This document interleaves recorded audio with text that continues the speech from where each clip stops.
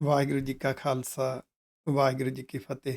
ਜਿਹੜੇ ਗੁਰਸਿੱਖ ਪਿਆਰੇ ਆਪਣੇ ਪਰਿਵਾਰ ਸਮੇਤ ਬੱਚਿਆਂ ਨਾਲ ਬੈਠ ਕੇ ਅਰਥਾਂ ਸਮੇਤ ਸਹਿਜ ਪਾਠ ਕਰਨਾ ਚਾਹੁੰਦੇ ਨੇ, ਉਹਨਾਂ ਵਾਸਤੇ ਇੱਕ ਕੰਟੀਨਿਊ ਸੀਰੀਜ਼ ਸ਼ੁਰੂ ਕੀਤੀ ਗਈ ਹੈ। ਅੱਧੇ ਘੰਟੇ ਦੀ ਵੀਡੀਓ ਤੁਸੀਂ ਗੁਰੂ ਦੇ ਪਿਆਰ ਵਿੱਚ ਆ ਕੇ ਫੋਲੋ ਕਰਨੀ ਹੈ।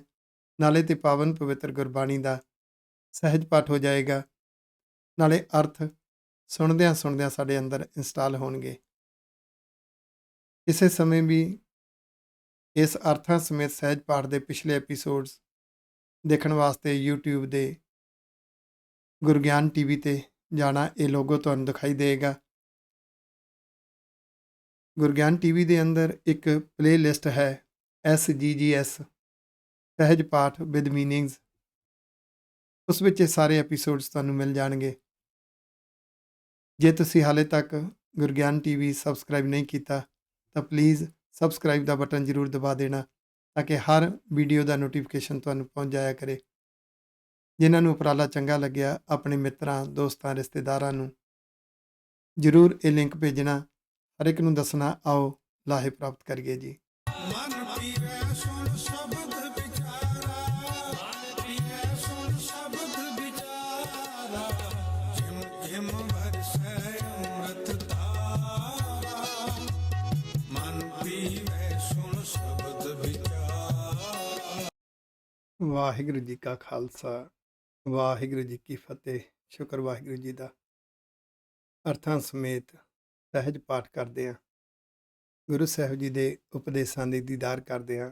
ਅੱਜ ਆਪਾਂ ਪਹੁੰਚੇ ਹਾਂ ਸ੍ਰੀ ਗੁਰੂ ਗ੍ਰੰਥ ਸਾਹਿਬ ਜੀ ਦੇ ਪਾਵਨ ਅੰਗ 86 ਦੇ ਉੱਪਰ ਅੰਕਿਤ ਗੁਰੂ ਸਾਹਿਬ ਜੀ ਦੇ ਪਾਵਨ ਪਵਿੱਤਰ ਗੁਰਬਾਣੀ ਵਿੱਚੋਂ ਗੁਰਸਰੂਪ ਦੇ ਸਤਿਗੁਰ ਸਰੂਪ ਦੇ ਦੀਦਾਰ ਕਰਨ ਦਾ ਯਤਨ ਕਰ ਰਹੇ ਹਾਂ। ਆਓ ਗੁਰੂ ਰਹਿਮਤ ਦੇ ਪਾਤਰ ਬਣੀਏ ਜੀ। ਸ਼ਲੋਕ ਮਹੱਲਾ ਤੀਜਾ, ਤੀਸਰੇ ਪਾਤਸ਼ਾਹ ਗੁਰੂ ਅਮਰਦਾਸ ਸਾਹਿਬ ਜੀ ਮਹਾਰਾਜ ਜੀ ਦੇ ਇਹ ਦੋ ਸ਼ਲੋਕ ਨੇ ਸ੍ਰੀ ਰਾਗ ਦੀ 10ਵੀਂ ਪੌੜੀ ਦੇ ਨਾਲ। ਇਹ ਸ੍ਰੀ ਰਾਗ ਚੌਥੇ ਪਾਤਸ਼ਾਹ ਦੀ ਉਚਾਰਨ ਕੀਤੀ ਹੋਈ ਹੈ। ਪੌੜੀਆਂ ਸਾਰੀਆਂ ਗੁਰੂ ਰਾਮਦਾਸ ਸਾਹਿਬ ਜੀ ਦੀਆਂ ਨੇ। ਇਹ ਨਾਲ ਉੱਪਰ ਦੋ ਸ਼ਲੋਕ ਨੇ। ਪਹਿਲਾ ਸ਼ਲੋਕ, ਪੰਡਿਤ ਪੜ ਪੜ ਉੱਚਾ ਕੂਕਦਾ, ਮਾਇਆ ਮੋਹ ਪਿਆਰ। ਇੱਕ ਹੁੰਦਾ ਧਾਰਮਿਕ ਗ੍ਰੰਥਾਂ ਦਾ ਪਾਠ ਕਰਨਾ, ਫਿਰ ਦੂਸਰਿਆਂ ਨੂੰ ਉੱਚੀ ਉੱਚੀ ਪਾਠ ਕਰਕੇ ਸੁਣਾਉਣਾ। ਪੁਰਾਤਨ ਸਮਿਆਂ 'ਚ ਸਪੀਕਰ ਨਹੀਂ ਸੀ ਹੁੰਦੇ, ਬਹੁਤ ਉੱਚੀ ਉੱਚੀ ਬੋਲ ਕੇ ਸੁਣਾਉਂਦੇ ਸਨ। ਅੱਜ ਕੱਲ੍ਹ ਸਾਊਂਡ ਸਿਸਟਮ ਬਾਕਮਾਲ ਆ ਗਿਆ ਹੈ। ਅੱਜ ਕੱਲ੍ਹ ਬਹੁਤੀ ਉੱਚੀ ਦੀ ਲੋੜ ਨਹੀਂ ਹੈ, ਪਰ ਇੱਕ ਹੁੰਦਾ ਹੈ ਪੜ੍ਹਨਾ ਅਤੇ ਦੂਸਰਿਆਂ ਨੂੰ ਸੁਣਾਉਣਾ। ਫਿਰ ਉਹਦੇ ਵਿੱਚ ਇੱਕ ਲੈਅ ਪੈਦਾ ਕਰ ਲੈਣੀ, ਆਵਾਜ਼ ਮਿੱਠੀ ਰਸ, ਅਤੇ ਲੋਕਾਂ ਨੇ ਕਹਿਣਾ ਬੜਾ ਕਮਾਲ ਦਾ ਬਈ, ਬਾਕਮਾਲ ਕੀਤਾ। ਕਿਉਂਕਿ ਸੁਣਨ ਵਾਲੇ ਵੀ ਕੰਨ ਰਸ 'ਤੇ ਖੜੇ ਨੇ, ਸੁਣਾਉਣ ਵਾਲਾ ਕੇਵਲ ਹੇਕ ਤੇ ਉੱਚੀ ਆਵਾਜ਼ ਤੇ ਉਹਦੀ ਟਿਊਨ ਤੇ ਉਹਦੇ ਸਵਾਦ ਰਸ 'ਤੇ ਖੜਾ ਹੈ। ਪਰ ਸਤਿਗੁਰੂ ਕਹਿੰਦੇ ਇਹ ਨਹੀਂ ਹੁੰਦਾ ਕਿ ਉਹ ਕਿਵੇਂ ਸੁਣਾ ਰਿਹਾ ਹੈ। ਗੱਲ ਤਾਂ ਇਹ ਹੈ ਕਿ ਅੰਦਰ ਉਹਦੇ ਮਨ ਦਾ ਪਿਆਰ ਕਿਹੜੇ ਪਾਸੇ ਆਖੂਗਾ। ਜੇ ਉਹ ਉੱਚੀ ਉੱਚੀ ਧਾਰਮਿਕ ਗ੍ਰੰਥਾਂ ਨੂੰ ਕੂਕ ਕੂਕ ਕੇ ਪੁਕਾਰ ਕੇ ਸੁਣਾ ਤਾਂ ਰਿਹਾ ਹੈ, ਪਰ ਸੁਣਾ ਰਿਹਾ ਕਿਸੇ ਲੋਭ ਲਾਲਚ ਲਈ। ਮਾਇਆ ਮੋਹ ਪਿਆਰ, ਅੰਦਰ ਪਿਆਰ ਲੋਭ ਲਾਲਚ ਨਾਲ ਹੈ। ਇਹਦਾ ਮਤਲਬ ਅੰਤਰ ਬ੍ਰਹਮ ਨਾ ਚੀਨਈ, ਮਨ ਮੂਰਖ ਗਾਵਾਰ। ਮਨ ਮੂਰਖ ਹੈ, ਗਾਵਾਰ ਹੈ, ਇਹ ਰੱਬ ਨੂੰ ਨਹੀਂ ਪਹਿਚਾਣ ਰਿਹਾ। ਆਖੋ ਵਾਹਿਗੁਰੂ। ਅੰਦਰ ਬ੍ਰਹਮ ਦੀ ਪਹਿਚਾਣ ਨਹੀਂ। ਦੂਜੈ ਭਾਏ ਜਗਤ ਪ੍ਰਬੋਧ ਦਾ, ਨਾ ਬੂਝੈ ਵਿਚਾਰ। ਅੰਦਰੋਂ ਪਿਆਰ ਦੂਸਰੇ ਪਾਸੇ ਲੱਗਿਆ ਹੋਇਆ, ਸਵਾਰਥ ਵਾਲੇ ਪਾਸੇ, ਲੋਭ ਲਾਲਚ ਵਾਲੇ ਪਾਸੇ। ਤੇ ਨਿੱਜ ਸਵਾਰਥ ਵਿੱਚ ਜਗਤ ਪ੍ਰਬੋਧ ਦਾ, ਜਗਤ ਨੂੰ ਇਸ ਧਾਰਮਿਕ ਗ੍ਰੰਥਾਂ ਰਾਹੀਂ ਸਿੱਖਿਆ ਦਿੰਦਾ ਹੈ, ਤੇ ਆਪ ਬੁੱਝਦਾ ਨਹੀਂ, ਉਸਦੀ ਵਿਚਾਰ ਨਹੀਂ ਕਰ ਰਿਹਾ। ਤਾਂ ਫਿਰ ਬਿਰਥਾ ਜਨਮ ਗਵਾਇਆ, ਮਰ ਜੰਮੈ ਵਾਰੋ ਵਾਰ। ਮਨ ਦੇ ਅੰਦਰ ਵਾਰ-ਵਾਰ ਜਨਮ ਮਰਨ ਹੋ ਰਿਹਾ, ਭਾਵ ਮਨ ਪਸ਼ੂ ਪ੍ਰਵਿਰਤੀਆਂ 'ਚ ਜਾਂਦਾ ਹੈ, ਜਨਮ ਪ੍ਰਵਿਰਤੀਆਂ 'ਚ ਜਾਂਦਾ ਹੈ। ਮਨ ਪਸ਼ੂਆਂ ਵਰਗਾ ਕਰਮ ਕਰਦਾ ਹੈ, ਜਾਨਵਰਾਂ ਵਰਗੇ ਕਰਮ ਕਰ ਰਿਹਾ। ਕਰਤੂਤ ਪਸ਼ੂ ਕੀ ਮਾਨਸ ਜਾਤ। ਜਨਮ ਗਵਾ ਰਿਹਾ। ਜਨਮ ਇਨਸਾਨ ਦਾ ਹੋਇਆ ਸੀ, ਉਹ ਗਵਾ ਰਿਹਾ, ਇਨਸਾਨੀਅਤ ਨਹੀਂ ਰਹੀ। ਕੇਵਲ ਪੜ੍ਹਨਾ ਰਹਿ ਗਿਆ। ਅੰਦਰ ਬ੍ਰਹਮ ਨਾਲ ਸਾਂਝ ਨਾ ਬਣੀ, ਬ੍ਰਹਮ ਦੇ ਗੁਣ ਨਾ ਆਏ, ਰੱਬੀ ਉਪਦੇਸ਼ ਗਿਆਨ ਰੂਪੀ ਨਾਮ ਨੂੰ ਜ਼ਿੰਦਗੀ 'ਚ ਪ੍ਰੈਕਟੀਕਲ ਨਹੀਂ ਜਿਉਇਆ। ਮਹੱਲਾ ਤੀਜਾ, ਤੀਸਰੇ ਪਾਤਸ਼ਾਹ ਗੁਰੂ ਅਮਰਦਾਸ ਸਾਹਿਬ ਜੀ ਮਹਾਰਾਜ ਜੀ ਦਾ ਇਹ ਦੂਜਾ ਸ਼ਲੋਕ 10ਵੀਂ ਪੌੜੀ ਨਾਲ। ਜਿਨੀ ਸਤਿਗੁਰ ਸੇਵਿਆ ਤਿਨੀ ਨਾਉ ਪਾਇਆ, ਬੁਝਹੁ ਕਰ ਵਿਚਾਰ। ਜਿਨ੍ਹਾਂ ਨੇ ਸਤਿਗੁਰ ਸਰੂਪ ਨੂੰ, ਗੁਰੂ ਦੀ ਆਵਾਜ਼ ਨੂੰ ਰੱਬੀ ਆਵਾਜ਼ ਸਮਝ ਕੇ, ਰੱਬੀ ਗਿਆਨ ਸਮਝ ਕੇ ਮੰਨਿਆ, ਮੰਨਣ ਦੀ ਭਾਵਨਾ ਵਿੱਚ ਪ੍ਰੈਕਟੀਕਲ ਜਿਉਇਆ, ਉਹਨਾਂ ਨੇ ਸੇਵਾ ਕੀਤੀ। ਜਿਨ੍ਹਾਂ ਨੇ ਪ੍ਰੈਕਟੀਕਲ ਮੰਨਿਆ, ਉਹਨਾਂ ਨੇ ਗਿਆਨ ਰੂਪੀ ਨਾਮ ਤੇ ਧਿਆਨ ਰੂਪੀ ਨਾਮ ਨੂੰ ਪਾ ਲਿਆ, ਆਪਣੀ ਸੋਚ ਤੇ ਸੁਭਾਅ ਦਾ ਹਿੱਸਾ ਬਣਾ ਲਿਆ। ਬੁਝੋ ਕਰ ਵਿਚਾਰ, ਇਹ ਵਿਚਾਰ ਕਰਕੇ ਇਸ ਨੂੰ ਸਮਝਣ ਦਾ ਯਤਨ ਕਰੋ। ਸਦਾ ਸ਼ਾਂਤ ਸੁਖ ਮਨ ਵਸੈ, ਚੁੱਕੈ ਕੂਕ ਪੁਕਾਰ। ਇੱਥੇ ਕੂਕ ਪੁਕਾਰ ਦੇ ਅਰਥ ਹੈ ਕਲਪਨਾ। ਮਨ ਦੀ ਕਲਪਨਾ ਚੱਕੀ ਗਈ, ਅੰਦਰ ਆਨੰਦ ਬਣ ਗਿਆ, ਅੰਦਰ ਇੱਕ ਰਸ ਬਣਿਆ। ਇਸ ਮਾਰਗ ਤੇ ਤੁਰਨ ਦਾ ਇਹੋ ਹੀ ਸੁਖ ਦਿਸਣ ਲੱਗ ਪਿਆ। ਆਪੈ ਨੋ ਆਪ ਖਾਏ, ਮਨ ਨਿਰਮਲ ਹੋਵੈ, ਗੁਰ ਸ਼ਬਦੀ ਵਿਚਾਰ। ਗੁਰੂ ਦੇ ਮੁਖ ਵਿੱਚੋਂ ਨਿਕਲੇ ਹੋਏ ਜਿਹੜੇ ਉਪਦੇਸ਼ ਨੇ, ਉਹ ਗੁਰ ਸ਼ਬਦ ਹੈ, ਉਹ ਗੁਰੂ ਦਾ ਸ਼ਬਦ ਸਰੂਪ ਹੈ, ਗੁਰੂ ਦਾ ਗੁਰ ਸਰੂਪ ਹੈ। ਉਹਦੀ ਵਿਚਾਰ ਕਰਨ ਦੇ ਅਰਥ ਹੈ ਮੰਨਣਾ। ਜਿਨ੍ਹਾਂ ਨੇ ਗੁਰੂ ਦੇ ਉਪਦੇਸ਼ਾਂ ਨੂੰ ਮੰਨਿਆ, ਉਹਨਾਂ ਦਾ ਸੁਭਾਅ ਤੇ ਸੋਚ ਨਿਰਮਲ ਹੋ ਗਈ, ਮਨ ਨਿਰਮਲ, ਸੁਭਾਅ ਸ਼ੁੱਧ ਹੋ ਗਿਆ, ਸੁਭਾਅ ਦੀ ਦਿਸ਼ਾ ਸਹੀ ਪਾਸੇ ਤੁਰ ਪਈ, ਸੁਭਾਅ ਵਿੱਚ ਗੁਣ ਆ ਗਏ, ਪਰਉਪਕਾਰ ਆ ਗਿਆ। ਉਹਨਾਂ ਨੇ ਆਪਣੇ ਆਪ ਨੂੰ ਮੇਟ ਲਿਆ, ਭਾਵ ਆਪਣੇ ਅੰਦਰੋਂ ਅਹੰਕਾਰ ਨੂੰ ਮੈਨੇਜ ਕਰ ਲਿਆ। ਨਾਨਕ ਸ਼ਬਦ ਰਤੇ ਸੇ ਮੁਕਤ ਹੈ, ਹਰ ਜਿਉ ਹੇਤ ਪਿਆਰ। ਜਿਨ੍ਹਾਂ ਦੇ ਅੰਦਰ ਵਾਹਿਗੁਰੂ ਜੀ ਨਾਲ ਗੂੜਾ ਪਿਆਰ ਹੈ, ਉਹ ਗੁਰੂ ਦੇ ਉਪਦੇਸ਼ ਦੇ ਪਿਆਰ ਵਿੱਚ ਰੰਗੇ ਰਹਿੰਦੇ ਨੇ ਤੇ ਬੁਰੀਆਂ ਆਦਤਾਂ ਤੋਂ ਮੁਕਤ ਹੁੰਦੇ ਨੇ। ਹਰ ਗੁਰਸਿੱਖ ਨੇ ਆਪ ਗੁਰਬਾਣੀ ਪੜ੍ਹਨੀ ਹੈ। ਪਿਤਾ ਪੁੱਤਰ ਵਾਲਾ ਰਿਸ਼ਤਾ ਹੈ ਗੁਰਸਿੱਖ ਦਾ ਤੇ ਗੁਰੂ ਦਾ। ਗੁਰੂ ਦੇ ਉਪਦੇਸ਼ਾਂ ਨੂੰ ਸਮਝਣ ਵਾਸਤੇ ਅਰਥਾਂ ਨੂੰ ਸਮਝਣਾ ਹੈ, ਅਰਥਾਂ ਦੀਆਂ ਰਮਜ਼ਾਂ ਨੂੰ ਸਮਝਣਾ ਹੈ, ਗੁਰੂ ਦੀ ਆਵਾਜ਼ ਨੂੰ ਪਹਿਚਾਨਣਾ ਹੈ, ਗੁਰੂ ਦੇ ਸੰਦੇਸ਼ ਨੂੰ, ਉਪਦੇਸ਼ ਨੂੰ ਪਹਿਚਾਨਣਾ ਹੈ, ਉਹਨੂੰ ਪ੍ਰੈਕਟੀਕਲ ਜੀਵਨ 'ਚ ਜਿਉਣਾ ਹੈ। ਸੁਭਾਅ ਦੀਆਂ ਕਮਜ਼ੋਰੀਆਂ ਸੇ ਹਟਣਗੀਆਂ, ਗੁਣ ਆ ਜਾਣਗੇ। ਪੌੜੀ ਇਹ 10ਵੀਂ ਪੌੜੀ ਹੈ ਸ੍ਰੀ ਰਾਗ ਦੀ। ਅੱਗੇ ਹਰ ਕੀ ਸੇਵਾ ਸਫਲ ਹੈ, ਗੁਰਮੁਖ ਪਾਵੈ ਥਾਏ। ਰੱਬ ਦੀ ਸੇਵਾ ਕੀ ਹੈ? ਰੱਬੀ ਉਪਦੇਸ਼ ਨੂੰ ਮੰਨਣਾ, ਰੱਬ ਨੂੰ ਸਮਰਪਿਤ ਹੋ ਕੇ ਜੀਵਨ ਜਿਉਣਾ, ਉਹਦੀ ਮਿੱਠੀ ਮਿੱਠੀ ਯਾਦ ਵਿੱਚ, ਭੈ ਭਾਵਨੀ ਵਿੱਚ ਫੈਸਲੇ ਲੈਣੇ। ਗੁਰੂ ਦੇ ਮੁਖ ਵਿੱਚੋਂ ਨਿਕਲੇ ਹੋਏ ਉਪਦੇਸ਼ ਨੂੰ ਮੰਨ ਕੇ ਹੀ ਇਹ ਮਨ ਨੂੰ ਇਹ ਟਿਕਾਣਾ ਮਿਲਦਾ ਹੈ। ਇਹ ਤੋਂ ਬਿਨਾਂ ਕੋਈ ਹੋਰ ਥਾਂ ਨਹੀਂ। ਜਿਸ ਹਰ ਭਾਵੈ ਤਿਸ ਗੁਰ ਮਿਲੈ, ਸੋ ਹਰ ਨਾਮ ਧਿਆਏ। ਫਿਰ ਉਹ ਸੁਭਾਅ ਸੋਚ ਰੱਬ ਨੂੰ ਚੰਗੀ ਲੱਗਦੀ ਹੈ। ਜਿਹੜੇ ਰੱਬ ਨੂੰ ਚੰਗੇ ਲੱਗਦੇ ਨੇ,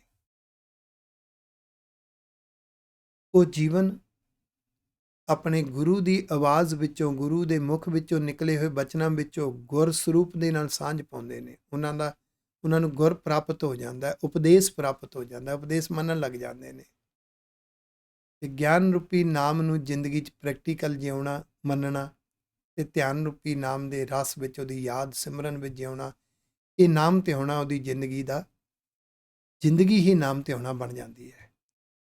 ਗੁਰ ਸ਼ਬਦੀ ਹਰ ਪਾਈਐ, ਹਰ ਪਾਰ ਲੰਘਾਏ। ਗੁਰੂ ਦੇ ਉਪਦੇਸ਼, ਗੁਰੂ ਦੇ ਸ਼ਬਦ, ਉਹਨੂੰ ਮੰਨ ਕੇ ਇਹ ਹਰ ਮਿਲਾਪ ਹੁੰਦਾ ਹੈ। ਤੇ ਫਿਰ ਵਾਹਿਗੁਰੂ ਜੀ ਦੀ ਬਖਸ਼ਿਸ਼ ਉਹਨੂੰ ਪਾਰ ਲੰਘਾ ਦਿੰਦੀ ਹੈ, ਸਫਲ ਕਰ ਦਿੰਦੀ ਹੈ, ਬੁਰੀਆਂ ਆਦਤਾਂ ਤੋਂ ਬਚਾ ਦਿੰਦੀ ਹੈ। ਸੁਭਾਅ ਨੂੰ, ਸੋਚ ਨੂੰ, ਜਜ਼ਬਿਆਂ ਨੂੰ ਮੈਨੇਜ ਕਰਨਾ ਸਿਖਾ ਦਿੰਦੇ ਨੇ ਗੁਰੂ ਦੇ ਉਪਦੇਸ਼।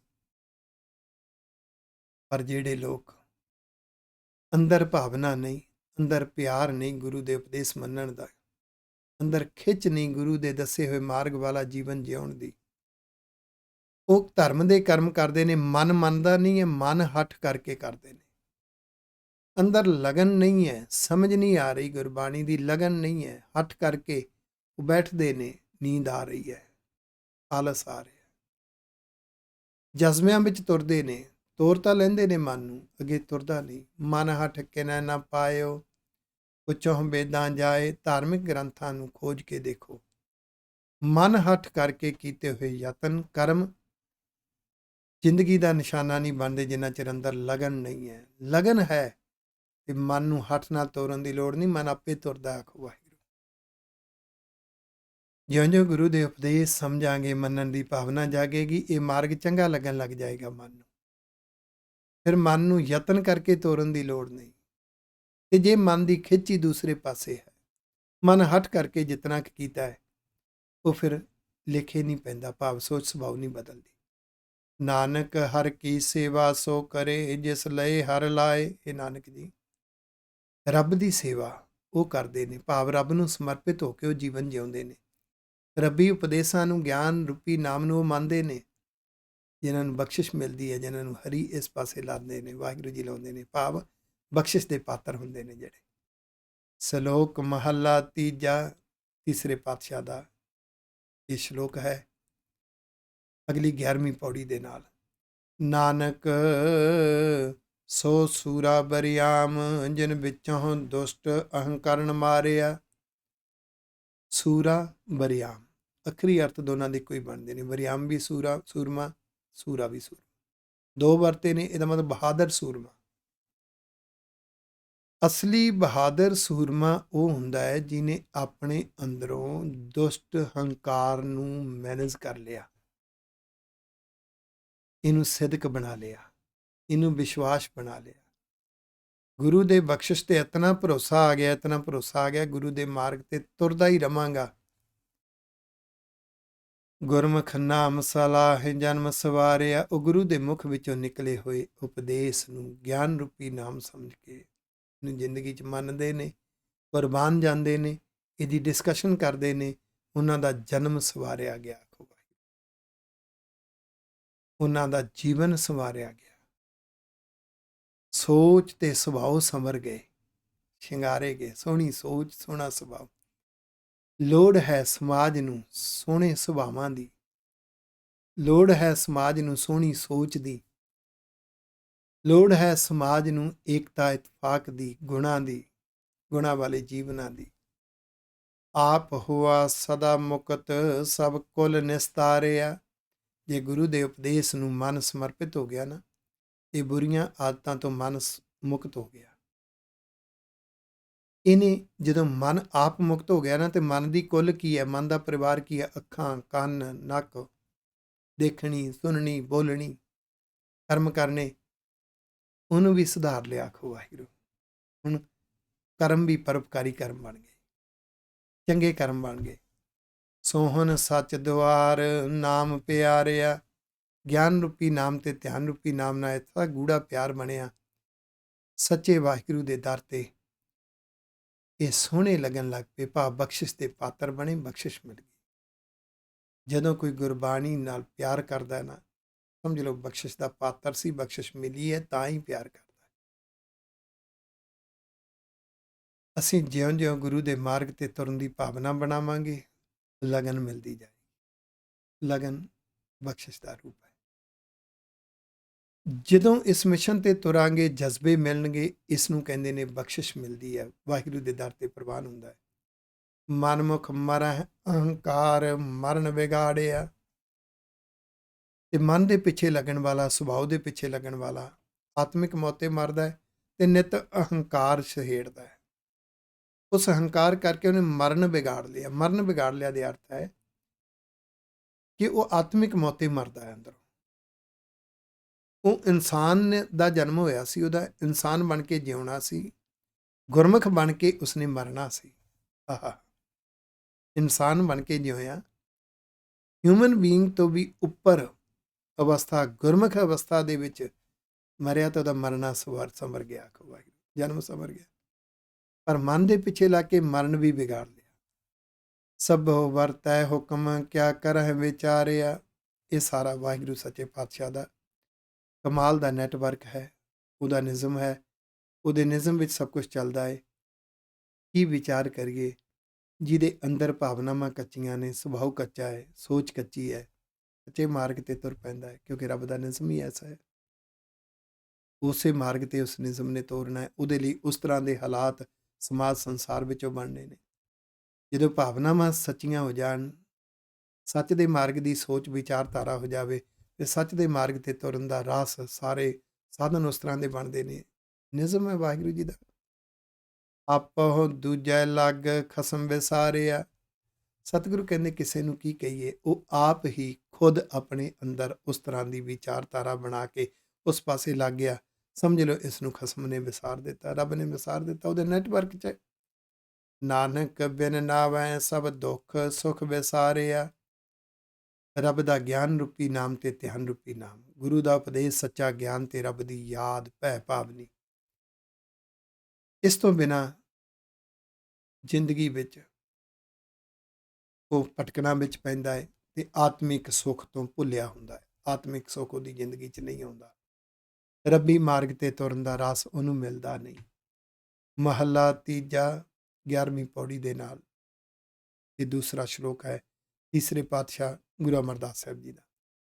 ਗੁਰ ਪੂਰੈ ਹਰ ਨਾਮ ਦਿੜਾਇਆ, ਜਿਨ ਵਿੱਚੋਂ ਭਰਮ ਚੁਕਾਇਆ। ਪੂਰੇ ਗੁਰੂ ਨੇ ਗਿਆਨ ਰੂਪੀ ਨਾਮ, ਰੱਬ ਦਾ ਉਪਦੇਸ਼ ਦੱਸਿਆ, ਭਾਵਨਾ ਦਿੱਤੀ, ਮੰਨਣ ਦੀ ਭਾਵਨਾ ਆਈ, ਚੰਗਾ ਲੱਗਣ ਲੱਗ ਪਿਆ, ਦ੍ਰਿੜ ਹੋ ਗਿਆ। ਆਖੋ ਵਾਹਿਗੁਰੂ। ਅੰਦਰ ਹੰਕਾਰ ਸੀ, ਪਹਿਲਾਂ ਲੱਗਦਾ ਸੀ ਮੇਰੇ ਸੁਭਾਅ ਅਨੁਸਾਰ ਜੋ ਠੀਕ ਹੈ ਇਹੀ ਚਾਹੀਦਾ ਹੈ, ਜੋ ਮੇਰੀ ਸੋਚ ਹੈ ਉਸ ਤਰ੍ਹਾਂ ਹੀ ਹੋਣਾ ਚਾਹੀਦਾ ਹੈ। ਉਹ ਹੰਕਾਰ ਮਿਟ ਗਿਆ, ਸਮਝ ਲੱਗੀ ਨਹੀਂ ਨਹੀਂ, ਗੁਰੂ ਦੇ ਉਪਦੇਸ਼ ਅਨੁਸਾਰ ਹੀ ਜਿਉਣਾ ਚਾਹੀਦਾ ਹੈ। ਰੱਬ ਦੀ ਰਜ਼ਾ ਅਨੁਸਾਰ ਹੀ ਸਭ ਕੁਝ ਹੁੰਦਾ ਹੈ। ਅੰਦਰੋਂ ਸੋਚ ਹੀ ਬਦਲ ਗਈ, ਭਰਮ ਹੀ ਚੱਕਿਆ ਗਿਆ, ਜੀਵਨ ਜਿਉਣ ਦਾ ਨਜ਼ਰੀਆ ਬਦਲ ਗਿਆ, ਤਰੀਕਾ ਬਦਲ ਗਿਆ। ਰਾਮ ਨਾਮ ਹਰ ਕੀਰਤ ਗਾਈ, ਕਰ ਚਾਨਣ ਮਗ ਦਿਖਾਇਆ। ਵਾਹਿਗੁਰੂ ਜੀ ਦੇ ਗਿਆਨ ਰੂਪੀ ਨਾਮ ਤੇ ਧਿਆਨ ਰੂਪੀ ਨਾਮ ਨੇ ਹਰੀ ਦੀ ਅਸਲੀ ਕੀਰਤੀ ਦੱਸ ਦਿੱਤੀ। ਗੁਣਾ ਵਾਲਾ ਜੀਵਨ ਜਿਉਣਾ, ਉਹਦੀਆਂ ਬਖਸ਼ਾਂ ਵਡਿਆਈਆਂ ਦੀਆਂ ਵਿਚਾਰਾਂ ਕਰਨੀਆਂ, ਗੁਰੂ ਦੇ ਵਿਰਸੇ ਦੀਆਂ ਵਿਚਾਰਾਂ ਕਰਨੀਆਂ। ਅੰਦਰ ਸੋਝੀ ਆ ਗਈ, ਚਾਨਣ ਆ ਗਿਆ, ਅਸਲੀ ਮਾਰਗ ਦਿਸ ਗਿਆ, ਅਸਲੀ ਜਿਉਣ ਦਾ ਤਰੀਕਾ ਦਿਸ ਗਿਆ। ਇਹ ਸਭ ਵਾਹਿਗੁਰੂ ਜੀ ਨੇ ਦਿਖਾਇਆ। ਹਉਮੈ ਮਾਰੇ ਕਲਿਵ ਲਾਗੀ, ਅੰਤਰ ਨਾਮ ਵਸਾਇਆ। ਅੰਦਰੋਂ ਹਉਮੈ ਮਿਟ ਗਈ, ਯਾਨੀ ਮੇਰਾ ਸੁਭਾਅ ਪਰਫੈਕਟ ਹੈ, ਇਹ ਹਉਮੈ ਮਿਟ ਗਈ। ਮੇਰੀ ਸੋਚ ਪਰਫੈਕਟ ਹੈ, ਇਹ ਹਉਮੈ ਮਿਟ ਗਈ। ਇਹਦੀ ਥਾਂ ਤੇ ਸੋਚ ਕੀ ਆ ਗਈ, ਮੇਰੇ ਸੁਭਾਅ ਨੂੰ ਹੋਰ ਸੰਵਾਰਨਾ ਹੈ, ਹੋਰ ਸੰਵਾਰਨਾ ਹੈ, ਤੇ ਸੰਵਾਰਨ ਵਾਸਤੇ ਗੁਰੂ ਤੋਂ ਸਿੱਖਦੇ ਰਹਿਣਾ। ਸੋਚ ਨੂੰ ਸੰਵਾਰਨ ਵਾਸਤੇ ਸਿੱਖਦੇ ਰਹਿਣਾ। ਇੱਕ ਲਿਵ ਲੱਗ ਗਈ ਅੰਦਰ। ਗਿਆਨ ਰੂਪੀ ਨਾਮ ਵਸਦਾ ਗਿਆ, ਉਪਦੇਸ਼ ਵਸਦਾ ਗਿਆ, ਸੋਚ ਸੁਭਾਅ ਸੰਵਰਦਾ ਗਿਆ, ਵਾਹਿਗੁਰੂ ਜੀ ਦੀ ਯਾਦ ਵਸ ਗਈ, ਧਿਆਨ ਰੂਪੀ ਨਾਮ ਵਸ ਗਿਆ। ਗੁਰਮਤਿ ਜਮ ਜੋਹ ਨਾ ਸਕੈ, ਸਚੈ ਨਾਮ ਸਮਾਇਆ। ਗੁਰੂ ਵਾਲੀ ਸੋਚ ਅਨੁਸਾਰ ਸੋਚਣਾ ਆ ਗਿਆ, ਗੁਰੂ ਦੀ ਮਤ ਵਿੱਚ ਆ ਗਈ। ਬੁਰੀਆਂ ਆਦਤਾਂ ਹੁਣ ਜਿਉਂਦੀਆਂ ਨਹੀਂ, ਹਮਲਾ ਨਹੀਂ ਕਰਦੀਆਂ। ਸੋਝੀ ਲੱਗੀ, ਇਸ ਪਾਸੇ ਕੁਛ ਨਹੀਂ ਪਿਆ। ਸੱਚੇ ਨਾਮ ਵਿੱਚ ਸਮਾ ਗਿਆ, ਸੱਚ ਦੇ ਰਸ ਵਿੱਚ ਸਮਾ ਗਿਆ। ਮਾਰਗ ਬੜਾ ਚੰਗਾ ਲੱਗਿਆ। ਸਭ ਆਪੇ ਆਪ ਵਰਤੈ ਕਰਤਾ, ਜੋ ਭਾਵੈ ਸੋ ਨਾਇ ਲਾਇਆ। ਇਹ ਰੱਬ ਦੇ ਨਿਯਮ ਅਨੁਸਾਰ ਇਹਨੂੰ ਕਿਹਾ ਕਿ ਸਭ ਵਾਹਿਗੁਰੂ ਜੀ ਆਪ ਹੀ ਵਰਤਾਰਾ ਵਰਤਾਉਂਦੇ ਨੇ। ਉਹਦੇ ਨਿਯਮ ਵਿੱਚ ਚੱਲਦਾ ਹੈ, ਉਹਦੇ ਨਿਯਮ ਵਿੱਚ ਜੋ ਫਿੱਟ ਆ ਜਾਂਦਾ ਉਹ ਇਸ ਪਾਸੇ ਤੁਰਦਾ, ਜੋ ਨਹੀਂ ਫਿੱਟ ਆਉਂਦਾ ਦੂਜੇ ਪਾਸੇ ਤੁਰਦਾ। ਜੋ ਉਸ ਨੂੰ ਚੰਗੇ ਲੱਗਦੇ ਨੇ ਉਹ ਨਾਮ ਵਾਲੇ ਪਾਸੇ ਤੁਰਦੇ ਨੇ, ਭਾਵ ਉਹਦੇ ਨਿਯਮ ਅਨੁਸਾਰ ਫਿੱਟ ਆ ਜਾਂਦੇ ਨੇ। ਜਿਸ ਨੂੰ ਕਿਹਾ ਨਿਯਮ ਨੂੰ ਬੁੱਝਣਾ ਤੇ ਫੋਲੋ ਕਰਨਾ, ਗੁਰੂ ਦੇ ਉਪਦੇਸ਼ਾਂ ਨੂੰ ਮੰਨਣਾ। ਜਨ ਨਾਨਕ ਨਾਮ ਲਏ ਤੈ ਜੀਵੈ, ਬਿਨ ਨਾਵੈ ਖਿਨ ਮਰ ਜਾਇਆ।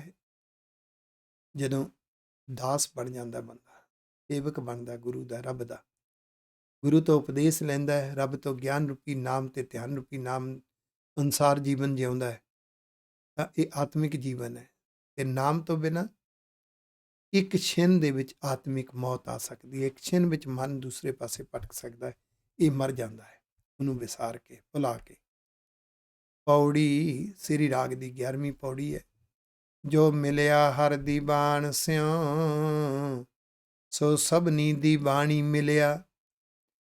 ਜਿਹੜਾ ਜੀਵਨ ਵਾਹਿਗੁਰੂ ਜੀ ਦੇ ਨਿਯਮ ਅਨੁਸਾਰ, ਵਾਹਿਗੁਰੂ ਜੀ ਦੇ ਗੁਣਾਂ ਅਨੁਸਾਰ, ਵਾਹਿਗੁਰੂ ਜੀ ਦੇ ਪਿਆਰ ਅਨੁਸਾਰ, ਗੁਰੂ ਦੇ ਉਪਦੇਸ਼ਾਂ ਅਨੁਸਾਰ ਜੀਵਨ ਜਿਉਂਦਾ, ਭਾਵ ਸੋਚ ਸੁਭਾਅ ਨੂੰ ਹਰੀ ਦਾ ਦੀਵਾਨ ਮਿਲ ਗਿਆ। ਉਹ ਬਾਕੀ ਹਰ ਹਾਲਾਤ ਵਿੱਚ ਉਸ ਦੀ ਵੈਲਿਊ ਸਮਝੀ ਜਾਂਦੀ, ਉਸ ਜੀਵਨ ਦੀ। ਸਭ ਦੀ ਬਾਣੀ ਮਿਲਿਆ, ਹਰ ਥਾਂ 'ਤੇ ਹਰ ਦੀਵਾਨ ਵਿੱਚ ਉਹਦੀ ਸ਼ੋਭਾ ਹੁੰਦੀ, ਭਾਵ ਉਹਦੇ ਜੀਵਨ ਦੀ ਵੈਲਿਊ ਸਮਝੀ ਜਾਂਦੀ ਹੈ, ਉਸ ਸੁਭਾਅ ਦੀ ਵੈਲਿਊ ਸਮਝੀ ਜਾਂਦੀ, ਉਸ ਸੋਚ ਦੀ ਵੈਲਿਊ ਸਮਝੀ ਜਾਂਦੀ। ਪੁਰਾਤਨ ਸਮਿਆਂ ਦੇ ਵਿੱਚ ਜਿਹੜੇ ਬਾਦਸ਼ਾਹ ਲੋਕ ਹੁੰਦੇ ਸੀ, ਉਹ ਬਹੁਤ ਸ਼ੁੱਧ ਬਿਰਤੀ ਵਾਲਿਆਂ ਨੂੰ, ਸ਼ੁੱਧ ਸੋਚ ਵਾਲਿਆਂ ਨੂੰ ਆਪਣੇ ਦਰਬਾਰ ਵਿੱਚ ਦੀਵਾਨ ਰੱਖਦੇ ਸਨ। ਉਦੋਂ ਇਹ ਮੰਨਦੇ ਸਨ ਕਿ ਚੰਗੇ ਸੋਚ ਵਾਲੇ, ਚੰਗੇ ਸੁਭਾਅ ਵਾਲੇ ਮਨੁੱਖਾਂ ਨੂੰ ਰੱਬ ਦੇ ਦਰਬਾਰ ਵਿੱਚ ਵੀ ਸ਼ੋਭਾ ਮਿਲਦੀ ਹੈ ਅਤੇ ਗੁਰੂ ਦੇ ਦੁਨਿਆਵੀ ਦਰਬਾਰਾਂ ਵਿੱਚ, ਬਾਦਸ਼ਾਹ ਦੇ ਦਰਬਾਰਾਂ ਵਿੱਚ ਵੀ ਸ਼ੋਭਾ ਮਿਲਦੀ ਹੈ। ਹੌਲੀ ਹੌਲੀ ਬਾਦਸ਼ਾਹਤ ਸੋਚ ਗੰਦਲਦੀ ਗਈ, ਗੰਧਲੇ ਲੋਕਾਂ ਨੂੰ ਦੀਵਾਨ ਬਣਾਉਣਾ ਗਿਆ। ਇਸ ਗੱਲ ਦੀ ਜਿਹੜੀ ਸੀ ਉਹ ਅਹਿਮੀਅਤ ਹੀ ਮਿਟ ਗਈ, ਪਰ ਰੱਬੀ ਨਜ਼ਰੀਏ ਨਾਲ ਇਹ ਅਹਿਮੀਅਤ ਸਦਾ ਬਣੀ ਰਹੇਗੀ। ਜਿਹੜਾ ਸੁਭਾਅ, ਜਿਹੜੀ ਸੋਚ ਰੱਬ ਦੀ ਮਰਿਆਦਾ ਅਨੁਸਾਰ ਰੱਬ ਨੂੰ ਭਾ ਗਈ, ਗੁਰੂ ਦੇ ਉਪਦੇਸ਼ਾਂ ਅਨੁਸਾਰ ਗੁਰਮਤਿ ਦੀ ਸੋਚ ਵਿੱਚ ਫਿੱਟ ਆ ਗਈ, ਉਸ ਸੋਚ ਸੁਭਾਅ ਦਾ ਹਰ ਥਾਂ 'ਤੇ ਸਤਿਕਾਰ ਹੈ, ਭਾਵ ਉਹਦੇ ਹਰ ਥਾਂ 'ਤੇ ਵੈਲਿਊ ਹੈ। ਜਿੱਥੈ ਉਹ ਜਾਏ ਤਿੱਥੈ ਉਹ ਸੁਰਖਰੂ, ਉਸ ਕੈ ਮੋਹ ਡਿਠੈ ਸਭ ਪਾਪੀ ਤਰਿਆ। ਜਿੱਥੇ ਇਹ ਸੁਭਾਅ, ਗੁਰਮੁਖ ਸੁਭਾਅ ਜਾਏਗਾ, ਜਿੱਥੇ ਇਹ ਸੋਚ ਜਾਏਗੀ, ਉਹ ਸੁਰਖਰੂ ਹੋਏਗਾ। ਸੁਰਖਰੂ ਤੋਂ ਭਾਵ ਜੋ ਕਰਮ ਕਰੇਗਾ ਉਹ ਆਪਣੇ ਆਪ ਵਿੱਚ, ਫਖਰ ਵਿੱਚ ਸੁਰਖਰੂ ਹੋਏਗਾ, ਕਿਉਂਕਿ ਜੋ ਕੀਤਾ ਹੈ ਸੱਚ ਦੇ ਮਾਰਗ ਦਾ ਕੀਤਾ ਹੈ। ਉਸਨੇ ਜੋ ਕੀਤਾ ਹੈ ਆਪਣੇ ਗੁਰੂ ਲਈ, ਆਪਣੇ ਵਾਹਿਗੁਰੂ ਦੇ ਮਿਸ਼ਨ ਲਈ ਕੀਤਾ ਹੈ। ਉਸਦਾ ਮੂੰਹ ਡਿੱਠਾ ਹੈ, ਭਾਵ ਉਹਦੀ ਸੰਗਤ ਕਰਕੇ, ਉਹਦੇ ਤੋਂ ਪ੍ਰਭਾਵਿਤ ਹੋ ਕੇ ਹੋਰ ਵੀ ਪਤਾ ਨਹੀਂ ਕਿਤਨੇ ਬੁਰੀਆਂ ਆਦਤਾਂ ਤੋਂ ਬਚ ਕੇ ਉਸ ਮਾਰਗ ਤੇ ਤੁਰਦੇ ਨੇ। ਇਹ ਜੀਵਨ ਗੁਰੂ ਸਾਹਿਬ ਦਾ ਆਪਣਾ ਜੀਵਨ ਹੈ, ਗੁਰੂ ਕੇ ਪਿਆਰੇ ਸਚਿਆਰਾਂ ਦਾ ਜੀਵਨ ਹੈ, ਗੁਰੂ ਕੇ ਸ਼ਹੀਦਾਂ ਦਾ ਜੀਵਨ ਹੈ। ਕਿਉਂਕਿ ਉਸ ਅੰਤਰ ਨਾਮ ਨਿਧਾਨ ਹੈ, ਨਾਮ ਪਰਵਰਿਆ। ਉਹਨਾਂ ਦੇ ਅੰਦਰ ਗਿਆਨ ਰੂਪੀ ਨਾਮ ਤੇ ਧਿਆਨ ਰੂਪੀ ਨਾਮ ਦਾ ਖਜ਼ਾਨਾ ਭਰਿਆ ਹੁੰਦਾ ਹੈ, ਤੇ ਨਾਮ ਹੀ ਉਹਨਾਂ ਲਈ ਪਰਿਵਾਰ ਹੈ, ਨਾਮ ਹੀ ਉਹਨਾਂ ਲਈ ਸਭ ਕੁਝ ਹੈ। ਪਰਵਰਿਆ ਚੰਦਰਮਾ ਦੇ ਜਿਹੜੀ ਲਾਈਟ ਹੁੰਦੀ ਹੈ, ਉਹਦੀ ਰਿਫਲੈਕਸ਼ਨ ਜੀ ਹੁੰਦੀ ਹੈ, ਉਹ ਪ੍ਰਭਾਵ ਆਭਾ ਕਹਿੰਦੇ ਨੇ। ਚੰਗੇ ਮਨੁੱਖ ਦੀ ਇੱਕ ਆਭਾ ਹੁੰਦੀ ਹੈ, ਇੱਕ ਉਹਦਾ ਪ੍ਰਭਾਵ ਹੁੰਦਾ ਹੈ, ਉਹ ਨਾਮ ਦਾ ਹੀ ਪ੍ਰਭਾਵ ਹੁੰਦਾ ਹੈ, ਬਖਸ਼ਿਸ਼ ਦਾ ਹੀ ਪ੍ਰਭਾਵ ਹੁੰਦਾ ਹੈ। ਜਦੋਂ ਤੁਸੀਂ ਕਿਸੇ ਨਾਲ ਵਿਚਾਰਾਂ ਕਰਦੇ ਹੋ, ਉਹਦੀਆਂ ਵਿਚਾਰਾਂ ਸੁਣ ਕੇ ਤੁਹਾਡੇ ਅੰਦਰ ਗੁਰਬਾਣੀ ਦਾ ਚਾਉ ਜਾਗਦਾ ਹੈ, ਇਹਦਾ ਮਤਲਬ ਉਹਦੇ ਕੋਲ ਇੱਕ ਆਭਾ ਮੰਡਲ ਹੈ, ਉਹਦੇ ਕੋਲ ਇੱਕ ਪ੍ਰਭਾਵ ਹੈ। ਜਿਹੜਾ ਪ੍ਰਭਾਵ ਤੁਹਾਡੇ ਤੇ ਪੈ ਗਿਆ, ਉਹ ਨਾਮ ਦਾ ਹੀ ਪ੍ਰਭਾਵ ਹੈ, ਬਖਸ਼ਿਸ਼ ਦਾ ਹੀ ਪ੍ਰਭਾਵ ਹੈ।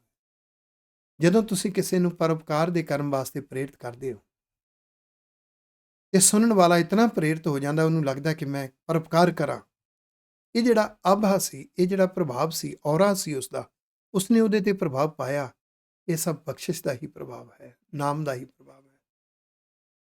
ਹਰ ਮਨੁੱਖ ਦੇ ਅੰਦਰ ਜੋ ਚੰਗਾ ਸੁਭਾਅ ਹੁੰਦਾ, ਚੰਗੀ ਸੋਚ ਹੁੰਦੀ ਹੈ, ਰੱਬ ਦੇ ਗੁਣ ਹੁੰਦੇ ਨੇ, ਗੁਰੂ ਦੇ ਉਪਦੇਸ਼, ਗੁਰਮਤਿ, ਗੁਰਸਿੱਖੀ, ਗੁਰਮੁਖ ਸੁਭਾਅ ਹੁੰਦਾ ਹੈ, ਉਹਦਾ ਇੱਕ ਆਭਾ ਮੰਡਲ ਹੁੰਦਾ ਹੈ, ਉਹਦਾ ਇੱਕ ਔਰਾ ਹੁੰਦਾ ਹੈ, ਉਹ ਦੂਸਰੇ ਤੇ ਪ੍ਰਭਾਵ ਪਾਉਂਦਾ ਹੈ। ਇਹ ਸਭ ਬਖਸ਼ਿਸ਼ ਇਸ ਨੂੰ ਕਹਿੰਦੇ ਨੇ, ਰੱਬ ਦੀ ਬਖਸ਼ਿਸ਼ ਦੇ ਹੀ ਵਰਤਾਰੇ ਨੇ। ਨਾਉ ਪੂਜੀਐ ਨਾਉ ਮੰਨੀਐ, ਨਾਏ ਕਿਲ ਵਿਖ ਸਭ ਹਰਿਆ। ਜੀਵਨ ਵਿੱਚ ਅਸਲੀ ਪੂਜਾ ਨਾਮ ਤੋਂ ਹੀ ਸਮਝ ਲੱਗੇਗੀ।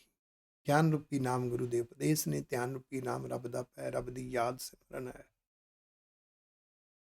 ਉਸੇ ਨੂੰ ਮੰਨ ਕੇ ਹੀ ਅੰਦਰੋਂ ਬੁਰੀਆਂ ਪ੍ਰਵਿਰਤੀਆਂ ਖਤਮ ਹੁੰਦੀਆਂ ਨੇ। ਕਿਲ ਵਿਖ ਸਭ ਹਿਰਿਆ, ਬੁਰੀਆਂ ਪ੍ਰਵਿਰਤੀਆਂ ਖਤਮ ਹੋਣਗੀਆਂ, ਗੁਣਾਂ ਵਾਲੀਆਂ ਪ੍ਰਵਿਰਤੀ ਬਣੇਗੀ, ਬਖਸ਼ਿਸ਼ ਵਾਲਾ ਸੁਭਾਅ ਬਣੇਗਾ, ਤਾਂ ਹੀ ਤੈਨੂੰ ਪਤਾ ਲੱਗੇਗਾ। ਫਿਰ ਜ਼ਿੰਦਗੀ ਜਿਉਣਾ ਹੀ ਉਹਦੀ ਪੂਜਾ ਬਣ ਜਾਂਦੀ ਹੈ। ਜਿਨੀ ਨਾਮ ਧਿਆਇਆ ਇੱਕ ਮਨ ਇੱਕ ਚਿੱਤ, ਸੇ ਅਸਥਿਰ ਜਗ ਰਹਿਆ। ਜਿਨ੍ਹਾਂ ਨੇ ਵਿਚਾਰਾਂ ਕਰਕੇ, ਯਾਦਾਂ ਕਰਕੇ, ਕੌਨਸਟੈਂਟ ਮਾਈਂਡਡ ਹੋ ਕੇ, ਵਿਜ਼ਨ ਨੂੰ ਫੋਕਸ ਕਰਕੇ, ਰੱਬ ਵੱਲ ਧਿਆਨ ਰੱਖ ਕੇ ਜ਼ਿੰਦਗੀ ਜਿਉਈ, ਗੁਰੂ ਦੇ ਉਪਦੇਸ਼ਾਂ ਵੱਲ ਧਿਆਨ ਰੱਖ ਕੇ ਜ਼ਿੰਦਗੀ ਜਿਉਈ, ਰੱਬ ਦੇ ਭੈ ਵਿੱਚ ਫੈਸਲੇ ਲਏ, ਵਰਤੀਆਂ ਦਾਤਾਂ, ਮਿੱਠੀ ਮਿੱਠੀ ਯਾਦ ਦਾਤੇ ਦੀ, ਰਸ ਦਾਤਾਂ ਦਾ ਆ ਰਿਹਾ, ਅੰਦਰੋਂ ਰਸ ਸ਼ੁਕਰਾਨੇ ਦਾ ਮਾਣ ਰਿਹਾ। ਗੁਰੂ ਦੇ ਉਪਦੇਸ਼ ਅਨੁਸਾਰ ਸੋਚ ਤੇ ਸੁਭਾਅ ਨੂੰ ਇੱਕ ਦਿਸ਼ਾ ਦੇ ਰਿਹਾ, ਇੱਕ ਮਨ ਇੱਕ ਚਿੱਤ। ਸੇ ਅਸਥਿਰ, ਉਹ ਅਡੋਲ ਹੁੰਦੇ ਨੇ, ਡੋਲਦੇ ਨਹੀਂ। ਉਹਨਾਂ ਦੀ ਜ਼ਿੰਦਗੀ ਦੀ ਇੱਕ ਰਮਜ਼ ਹੁੰਦੀ ਹੈ, ਉਹਨਾਂ ਦੀ ਜ਼ਿੰਦਗੀ ਦੀ ਇੱਕ ਨਿਸ਼ਾਨੀ ਹੁੰਦੀ ਹੈ। ਅਗਾਂਹ ਕੂ ਤਰਾਂਗ, ਪਿਛਾਂ ਫੇਰ ਨਾ ਮੋਢੜਾ। ਉਹ ਜ਼ਿੰਦਗੀ 'ਚ ਵੱਡੇ ਮਿਸ਼ਨ ਤੇ ਤੁਰਦੇ ਨੇ, ਵੱਡੇ ਵਿਜ਼ਨ ਤੇ ਤੁਰਦੇ ਨੇ। ਰੁਕਾਵਟਾਂ ਆਉਂਦੀਆਂ ਨੇ, ਉਹ ਹੋਰ ਅੱਗੇ ਵੱਧਦੇ ਨੇ, ਅਗਾਂਹ ਕੂ ਤਰਾਹ। ਵਿਘਨ ਆਉਂਦੇ ਨੇ, ਡੋਲਦੇ ਨਹੀਂ, ਰੁਕਦੇ ਨਹੀਂ, ਪਿੱਛੇ ਨਹੀਂ ਮੁੜਦੇ, ਵੱਧਦੇ ਰਹਿੰਦੇ ਨੇ। ਉਹਨਾਂ ਨੂੰ ਵਿਸ਼ਵਾਸ ਹੈ ਵਿਘਨ ਰੁਕਾਵਟਾਂ ਕਿਸੇ ਨੇ ਵੀ ਖੜੀਆਂ ਕੀਤੀਆਂ, ਚਾਹੇ ਅਚਨਚੇਤ ਖੜੀਆਂ ਹੋਈਆਂ, ਚਾਹੇ ਕਿਸੇ ਨੇ ਜੈਲਸ ਵਿੱਚ ਆ ਕੇ, ਨਫ਼ਰਤ ਵਿੱਚ ਆ ਕੇ, ਹੰਕਾਰ ਵਿੱਚ ਆ ਕੇ, ਵਿਰੋਧ ਦੀ ਭਾਵਨਾ ਨਾਲ, ਧੜੇਬੰਦੀਆਂ ਦੀ ਭਾਵਨਾ ਨਾਲ ਖੜੀਆਂ ਕੀਤੀਆਂ, ਤਾਂ ਵਿਸ਼ਵਾਸ ਹੈ ਰੱਬ ਹੋਰ ਨਵੇਂ ਰਾਹ ਖੋਲ੍ਹ ਦਿੰਦੇ ਨੇ। ਜਿਹਦੇ ਅੰਦਰ ਪਰਉਪਕਾਰ ਕਰਨ ਦੀ ਬਿਰਤੀ ਹੈ, ਉਹਨੂੰ ਪਰਉਪਕਾਰ ਕਰਨ ਵਾਸਤੇ ਮਾਰਗ ਚਾਹੀਦਾ ਹੈ, ਪਲੇਟਫਾਰਮ ਚਾਹੀਦਾ ਹੈ। ਅਗਰ ਕੋਈ ਵਿਘਨ ਆ ਗਿਆ, ਰੁਕਾਵਟ ਆ ਗਈ, ਉਹ ਪਲੇਟਫਾਰਮ ਹੱਥੋਂ ਨਿਕਲ ਗਿਆ, ਉਹ ਮਾਰਗ ਹੱਥੋਂ ਨਿਕਲ ਗਿਆ। ਗੱਲ ਯਾਦ ਰੱਖਣੀ, ਵਾਹਿਗੁਰੂ ਸੱਚੇ ਪਾਤਸ਼ਾਹ ਨਵਾਂ ਪਲੇਟਫਾਰਮ ਦਿੰਦੇ ਨੇ, ਨਵਾਂ ਰਾਹ ਖੋਲ੍ਹਦੇ ਨੇ। ਸਿਆਣੇ ਸੱਜਣ ਤਾਂ ਇਹ ਵੀ ਕਹਿੰਦੇ ਨੇ, ਦੁਨੀਆ ਜਿਹੜੇ ਰਾਹ ਰੋਕਦੀ ਹੈ, ਉਸ ਤੋਂ ਬਾਅਦ ਜਿਹੜੇ ਨਵੇਂ ਰਾਹ ਰੱਬ ਖੋਲ੍ਹਦਾ ਹੈ, ਉਹ ਰਾਹ ਇਤਨੇ ਵੱਡੇ ਹੁੰਦੇ ਨੇ, ਇੱਦਾਂ ਲੱਗਦਾ ਹੈ ਕਿ ਉਹ ਰਾਹ ਤਾਂ ਰੋਕਿਆ ਦੁਨੀਆ ਨੇ ਕਿਉਂਕਿ ਰਾਹ ਛੋਟਾ ਸੀ। ਆਖੋ ਵਾਹਿਗੁਰੂ, ਪਲੇਟਫਾਰਮ ਵੱਡੇ ਮਿਲਦੇ ਨੇ। ਉਹ ਅਡੋਲਤਾ ਵਿੱਚ ਜਿਉਂ-ਜਿਉਂ ਜ਼ਿੰਦਗੀ 'ਚ ਇਸ ਤਰ੍ਹਾਂ ਦੇ ਹਾਲਾਤਾਂ ਆਉਂਦੇ ਨੇ, ਇਹਨਾਂ ਹਾਲਾਤਾਂ 'ਚ ਹੋਰ ਅੱਗੇ ਵੱਧਦੇ ਨੇ, ਵਿਸ਼ਵਾਸ ਹੋਰ ਅਟੱਲ ਹੁੰਦਾ ਹੈ। ਅਸਥਿਰ ਹੋ ਕੇ ਇਸ ਜੱਗ ਵਿੱਚ ਜਿਉਂਦੇ ਨੇ, ਗੁਰੂ ਦੇ ਮਿਸ਼ਨ ਤੇ।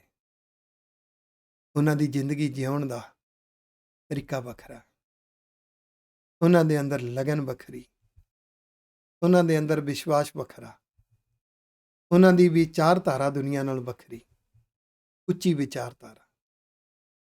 ਉਹਨਾਂ ਦੀ ਸੋਚ ਦੁਨੀਆ ਦੇ ਲੋਕਾਂ ਨਾਲੋਂ ਉੱਚੀ ਸੋਚ, ਉਹਨਾਂ ਦੇ ਜਜ਼ਬੇ ਲੋਕਾਂ ਦੇ ਜਜ਼ਬਿਆਂ ਨਾਲੋਂ ਉੱਚੇ ਜਜ਼ਬੇ। ਉਹਨੂੰ ਗੁਰਮੁਖ ਕਿਹਾ, ਉਹਨੂੰ ਗੁਰਸਿੱਖ ਕਿਹਾ, ਉਹਨੂੰ ਗੁਰੂ ਦੇ ਬਖਸ਼ਿਸ਼ ਦਾ ਪਾਤਰ ਕਿਹਾ, ਉਹਨੂੰ ਰੱਬ ਦਾ ਸੇਵਕ ਕਿਹਾ, ਉਹਨੂੰ ਰੱਬ ਦਾ ਚਾਕਰ ਕਿਹਾ। ਹਰ ਗੁਰਸਿੱਖ ਐਸਾ ਬਣਨ ਦਾ ਯਤਨ ਕਰੇ। ਯਤਨ ਇੱਕੋ ਹੀ ਹੈ, ਗੁਰੂ ਦੇ ਉਪਦੇਸ਼ਾਂ ਨੂੰ ਸਮਝੇ ਤੇ ਉਸ ਨੂੰ ਮੰਨੇ, ਰੱਬ ਦੀ ਭੈ ਭਾਵਨੀ ਵਿੱਚ ਜਿਉਵੇਂ। ਕੋਸ਼ਿਸ਼ ਕਰੀਏ ਘਰਾਂ ਦਾ ਮਾਹੌਲ ਐਸਾ ਹੋਵੇ, ਹਰ ਬੱਚਾ, ਹਰ ਬੱਚੀ ਇਸ ਤਰ੍ਹਾਂ ਦਾ ਜੀਵਨ ਪ੍ਰਾਪਤ ਕਰਨ।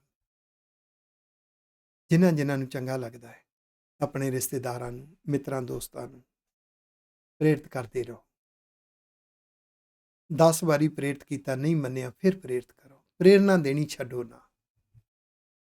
ਕੀ ਪਤਾ ਕਦੋਂ ਤੁਹਾਡਾ ਕਿਹਾ ਹੋਇਆ ਅਸਰ ਹੋ ਜਾਵੇ। 15 ਵਾਰੀ ਕਿਹਾ, 15ਵੀਂ ਵਾਰ ਉਹਦੇ ਤੇ ਅਸਰ ਪੈ ਗਿਆ, ਉਹ ਵੀ ਅਰਥਾਂ ਸਮੇਤ ਸਹਿਜ ਪਾਠ ਕਰਨ ਤੁਰ ਪਿਆ। ਤੁਹਾਨੂੰ ਬਖਸ਼ਿਸ਼ ਜ਼ਰੂਰ ਮਿਲਣੀ ਹੈ ਕਿਉਂਕਿ ਸ਼ੁਭ ਅਮਲ ਹੈ। ਜੇ 14 ਵਾਰੀ ਨਹੀਂ ਮੰਨਿਆ ਤਾਂ ਉਹ ਕਰਮ ਵੀ ਸ਼ੁਭ ਅਮਲ ਹੈ। ਸ਼ੁਭ ਅਮਲ ਕਰਦੇ ਰਹਿਣਾ ਹੈ, ਨਿਰਸਵਾਰਥ ਹੋ ਕੇ ਕਰਨਾ। ਅਸੀਂ ਪ੍ਰੇਰਿਤ ਕਰਨਾ, ਅਰਥਾਂ ਸਮੇਤ ਸਹਿਜ ਪਾਠ ਕਰੋ। ਜੇ ਕੋਈ ਕਰੇਗਾ ਉਹਦਾ ਕੋਈ ਪਰਸਨਲ ਪ੍ਰੋਫਿਟ ਨਹੀਂ ਹੈ, ਨਾ ਕਰੇਗਾ ਕੋਈ ਪਰਸਨਲ ਲਾਸ ਨਹੀਂ ਹੈ, ਪਰ ਹਾਂ ਜੇ ਕਰੇਗਾ ਗੁਰੂ ਦੀ ਕੌਮ ਦਾ ਭਲਾ ਹੋਏਗਾ। ਬਸ ਗੁਰੂ ਦੀ ਕੌਮ ਦੇ ਭਲੇ ਦਾ ਮਿਸ਼ਨ ਅੰਦਰ ਰੱਖਣਾ ਹੈ, ਸੇਵਾ ਸਮਝ ਕੇ ਪ੍ਰੇਰਨਾ ਦੇਣੀ ਹੈ। ਨਿਤ ਗੁਰੂ ਦੇ ਸੰਦੇਸ਼ ਜਿੰਨੀ ਕਿ ਤੁੱਛ ਵਿਧੀ ਸਤਿਗੁਰੂ ਨੇ ਬਖਸ਼ੀ ਹੈ, ਵੀਡੀਓ ਰਾਹੀਂ ਤੁਹਾਡੇ ਘਰ ਪਹੁੰਚਦਾ ਹਾਂ, ਪਹੁੰਚਦਾ ਰਹਾਂਗਾ। ਭੁੱਲਾਂ ਚੁੱਕਾਂ ਦੀ ਖਿਮਾ। ਵਾਹਿਗੁਰੂ ਜੀ ਕਾ ਖਾਲਸਾ, ਵਾਹਿਗੁਰੂ ਜੀ ਕੀ ਫਤਿਹ। ਮਨ ਪੀਵੈ ਸੁਣ ਸ਼ਬਦ